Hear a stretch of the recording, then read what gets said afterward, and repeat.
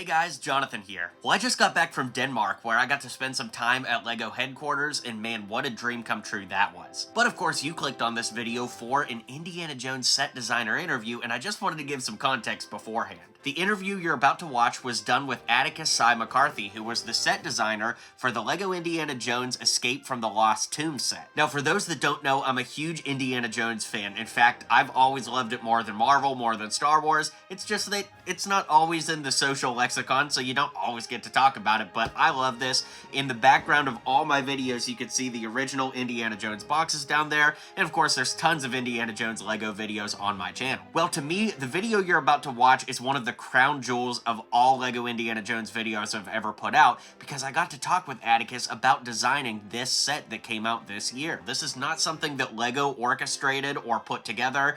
Atticus came out of the goodness of his heart to share insights with the fans and to make this video possible, and I want to say thank you to Atticus, the LEGO Indiana Jones team, and LEGO in general for helping line everything up and facilitate it, but really this all comes down to the kindness in Atticus's heart to talk to you guys, the fans, about this set. So without further ado, let's get into the video and start revealing the secrets of the set.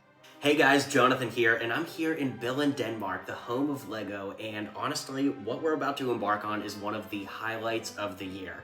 I am here with a LEGO Indiana Jones set designer. I'm going to let you take the floor and introduce yourself and tell us a little bit about this beautiful set that we've got here. Great. Hi, my name is Atticus Tsai-McCarthy. I'm an employee of the LEGO group. I've been a designer for the past 3.5 years. I've worked on Jurassic, Avatar, as well as Indiana Jones. Amazing. Well, of course, Indiana Jones, beloved by so many, gone from the LEGO catalog for quite some time. Here we are, 2023, new movie, new sets, and I mean, come on, look at this. Escape from the Lost Tomb, classic scene from Raiders of the Lost Ark. I'd love for you to take the lead here and just kind of tell us how this came to life in your process of bringing this great set to shelves. This was such a labor of love for me. The original Escape from the Lost Tomb set is a favorite of mine as a kid. Ironically, got it right there. Here we are. It captures a lot of the adventure fun that LEGO sets had around that time and still continue to have. And it's just one of the things that one of the spirits I wanted to keep alive with this set. The Escape from the Lost Tomb scene is probably one of the most thrilling cinematic sequences that has been put to film. Bringing this set to life was such a joy to me. It allowed me to rewatch my favorite movie many times, one of my favorite scenes many times, and to bring it to life, we had to analyze important details: Anubises, hieroglyphs, snakes, sarcophagi on the sides. We had to get as many details in there as possible and create a really fulfilling play sequence. This is something where I really took the opportunity to pay homage to as many of my LEGO loves from my childhood as I could, like the LEGO Adventure series, LEGO Studios, and this was just my chance to really show my love for these things in one set as I could. So we had to find the key details from the scene, like the Anubis falling, snakes falling out of the walls, and we couldn't just stop there. We had to even give it a backside. So let's go through some of these patterns here. Yeah, please. So as we were considering what moments we had to pick from, we were also trying to tell the story of the scene as well. So they're trapped with all these snakes in the room. Indy's looking around, where can we go? He sees the snake falling out of the wall. He's like, there's space back there. Let me climb up. I won't mess with you, Bill. Let's climb up here. We will knock down the Anubis. And we can run out. It's perfect. Marion does her travel across. She's like, oh man, it's just so safe back here. And now we'll rotate. And then, oh, the mummy! The famous mummy, the freaky mummy that screams for some reason. That's something I loved about this scene was Spielberg does anything to make a scene exciting, even if the logic might not be fully there. It's movie logic. Oh, yeah. It's fun logic. And that's kind of what I was really trying to capture here. It's just all about creating a full play experience that harkens back to when I was a kid, and with the original, you have a similar kind of play idea with these Anubises knocking down these walls, revealing a skeleton. So it's kind of like we were trying to bring a whole new experience, but also still bring back the feeling of this first set that I loved so much as a kid as well. Referencing that first set, it's so fascinating because this was $20 when it came out. Of course, that's not adjusting for inflation, but let's just call it what it is. Probably be about like 25 to 28 today.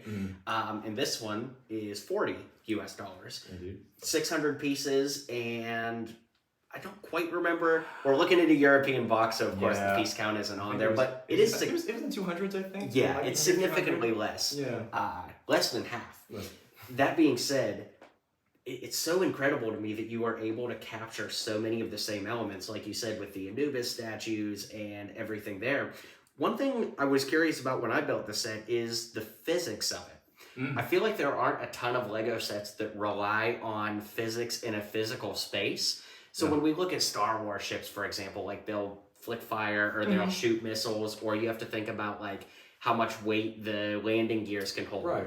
With this, we're actually looking at the physics of, for lack of a better term, destroying a physical location. Sure. So I hate to take us back to high school science class, but did you have any experimentation there that provided to be a little bit more challenging? Or my other question was, if we reference the original, of course, you could make either Anubis fall and knock out either wall, but it is on the left side, and this time it's on the right side. Sure. Is there anything that played in with why that decision was made? Sure. So yeah, to answer your question, like talking about angles and trajectories and all the square root of a size of triangles.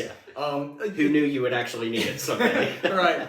It was kind of like we were doing different iterations, thinking about where it was, and how we would play these things out, because the set itself is sort of like half the room essentially, because there are two other Anubis statues that would be like over here perhaps, and we were just kind of thinking about what layout leads to that storytelling that kind of leads to a linear, or just like something just like that's you can just kind of inferable. No, it's not inferable. I know what you mean though. It makes sense. There's a line from where the character comes from the arc, knocks Anubis down, and can come around back. Right. It became about with physics in particular. You have a lot of kinetic energy bringing down this wall. Right. So we had to take into consideration, we don't want to destroy a set actually. So this destruction kind of has to be controlled in a way, sort of like on a movie set. Harken to Lego Studios. So that's why when you knock over the Anubis statue, there's this rubber stopper at the top here to absorb that impact. So you're really not going to worry about breaking the wall apart. Also why we have these beams on both sides to keep the structure together. And I mentioned it again, what I like about one of the things I enjoyed about doing this was harkening to Lego Studios. That's kind of why the way these details work, like the beams and the shelf, the rocker in the back. It's sort of like you're on a movie set. Yeah. And you're able to play out those moments. You can kind of be like your own Spielberg, like, hey, bring the snake in, knock down the Anubis. Scare Mary of the Mummy. Yeah. So the fifth minifig could have been Spielberg. We've moved away from your question. We thought about the kinetic energy. We thought about how like the angle at which this Anubis would come in. Also why we use these turntables. So you could angle them any way you want, and also as it falls, it adjusts itself so it can just kind of lay flat and be easily reset right after the fact. Sure. Yeah. Well, I made a mock of this using 4 of this set. I left out all the pieces. I believe I've seen it. Oh, very cool. If I could say I'd be honored, that would be an understatement that came across your radar. But having done that, it made me appreciate the physics of that, because like the trajectory of the Anubis falling back has to be so precise for everything to line up. And I have to admit, I'm not coming for your job anytime soon. Mine does not work as flawlessly as yours does. We're always open to more people joining us and collabing with us on these projects. Yes. Well, my phone will be ready for the call. I would love to talk about the Easter eggs that are in this set. Of course. There are some that are a little bit more apparent, but if this is your first exposure to this set, we can point those out. But, There's like, if you were to sit down with Paul McCartney, he could probably tell you something about one of his songs that you'd never discover on your own. Like, oh yeah, John stubbed his toe on that song, and that's why. That's why there's an in the middle. Exactly. So to that point, I would love to walk through this set with you and have you point out all the cool little things that maybe the average Lego builder might not pick up because it's all up there. I mean, there are obvious ones on our graphic design. We have these hieroglyphs. We have a few. I'm very, like I said, this set was my chance to pay homage to all of my Lego love. So getting to depict the Bionicle mask of Gali in there was one of my, just so happy I could get that depicted. The Exoforce drone head, one of my favorite lines ever. The Crystal Skull, one of my favorite movies. There's been debate if that's a crystal skull on here. Oh, that is in that frame. That is meant to be a crystal skull. I told you. Because with this line, we wanted it to be a celebration of Indiana Jones, so the crystal skull had to make an appearance, and that's also part of like some of the shapes and there. Will also seem kind of relatable to an Indiana Jones thing. Of course, I can't not mention on this side here, clear full rotation. We have our C-3PO and R2-D2 reference, as was with the original one up top. This time we tried to kind of be a little more accurate with the scene where it's on the pillars around the Ark of the Covenant. And then of course this is like a more very internal design thing. The Ark of the Covenant is a dressed up 2x4 brick. It is, to me, the 2x4 brick is the treasure of the Lego group. This is the building blocks of so much of what we build. So I thought, what better treasure to have Indiana Jones look for than the 2x4 brick? Amazing. And I really think its streamlined design really kind of pulls it across. So I really enjoyed being able to depict that. Man, that might be my new favorite Easter egg. Like just the idea that the 2x4 is kind of the centerpiece of the set. That's amazing. It's the centerpiece of our Lego group. We have to keep it the centerpiece of anything we can. I love it. I love it. Are there any other points of the set that are Easter eggs or maybe like personal little touches that you've put in there that might not jump out to the average builder? I think the major ones I kind of covered this. Everything that has to do with like Lego Studios, like it really is one of my favorite lines. And so with the ideas behind them being like on set things to do is just like my major Easter eggs. I guess I would say. I'm really happy this set got to depict Sala. Not really an Easter egg, but it's a feature. And Sala is probably, he is my favorite character. He is. He's just such like a heart of gold in this kind of like very serious guy in Indiana Jones. You have this man to kind of thaw the ice around him and just kind of make him a warming person. So Sala really is a good foil for Indy himself. Black ass. Very dangerous. Very dangerous. You go first. That's amazing. That is so cool. Well, while we're talking about minifigures, did you have any input with the minifigures that got to be included in this? We, of course, get 4, Indy, Marion, Sala, and the Mummy. Did you get to say, hey, it would be cool if we could put a mummy in here for the back? That was part of the exploration, because as we were designing the scene, at the price point, we really wanted to try to give more than just the one room, and so that's where this mummy idea came from.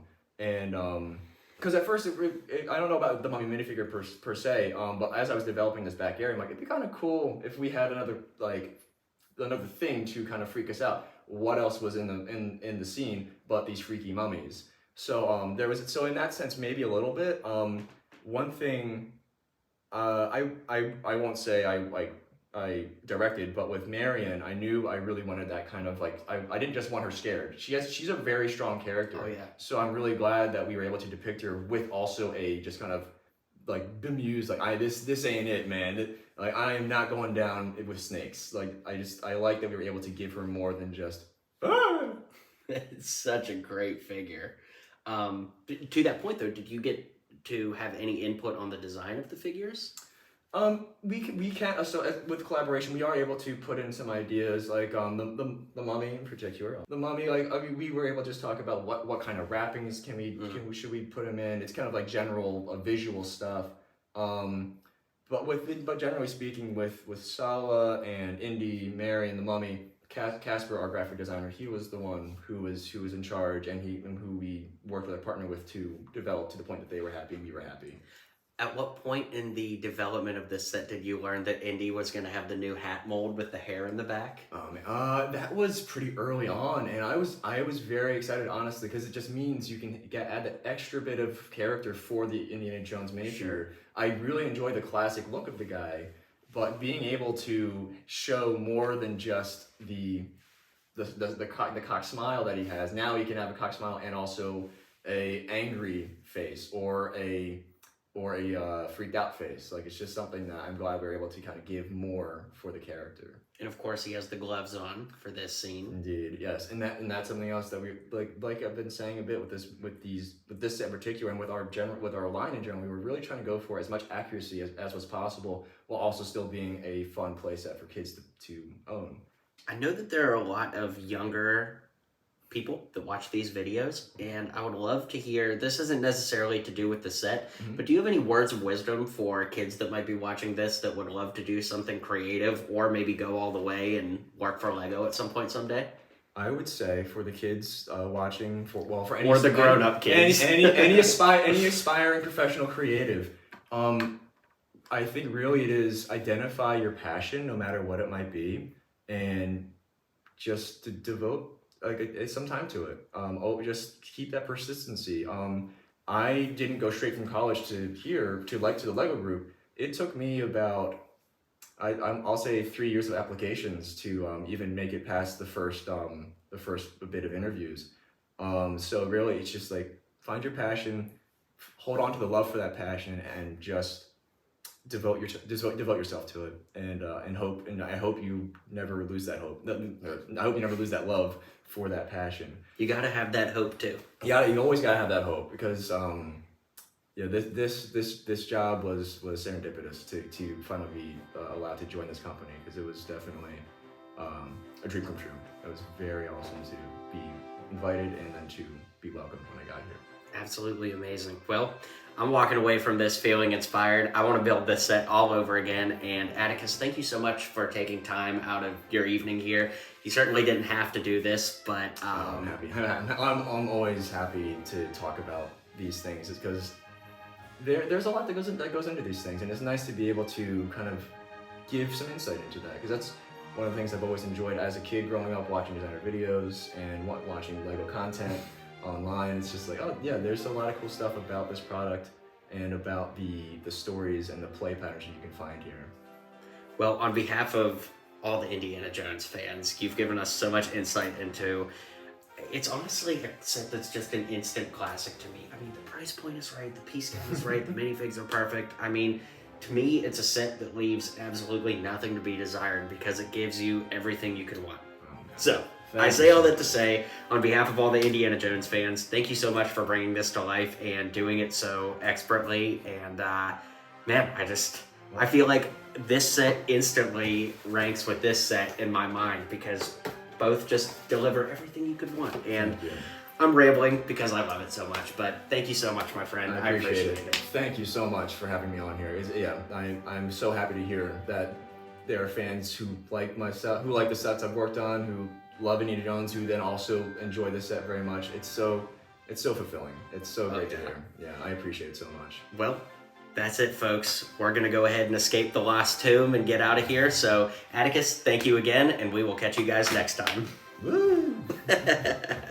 Alright guys, well thanks so much for checking out this video. I know it's a long one, but if you're a LEGO Indiana Jones fan, this one was for you. Let me know what your favorite part of the video was, what your favorite thing you learned was, and hopefully we get to do it all again someday for more awesome sets. So thanks again to Atticus, and I'll catch you guys on the next video.